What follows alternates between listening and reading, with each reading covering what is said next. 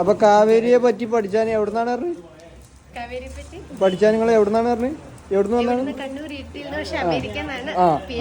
PhD എടുത്ത് ഇപ്പൊ ഇവിടെ പറ്റി പഠിക്കാൻ വന്നത്. എന്നിട്ട് ഇപ്പൊ എങ്ങനെയുണ്ട് ഞങ്ങളെ പറ്റിയിട്ടുള്ള പഠനം? ഇപ്പൊ എത്ര മാസമായി? അല്ല ഞങ്ങളെ ഇടിക്കുണ്ട് മെരിക്കുകയാണെന്നൊക്കെയാണ് പറയുന്നത്. നിങ്ങളെ അഭിപ്രായത്തിൽ എന്താ ഇപ്പൊ?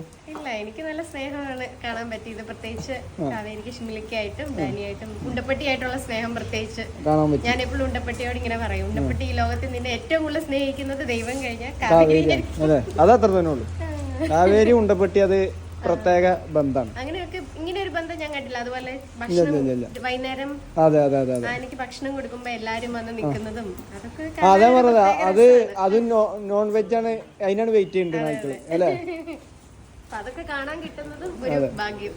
എങ്ങനെയുണ്ട് ഞങ്ങളെ ഇവിടുത്തെ അനുഭവം? നന്നായിട്ട് പോയി. നല്ല കാര്യങ്ങള് പഠിക്കാനും ആ കമ്മ്യൂണിക്കേഷൻ ശരിക്കും പല രീതിയിൽ കാണാൻ പറ്റും. അപ്പൊ അങ്ങനെ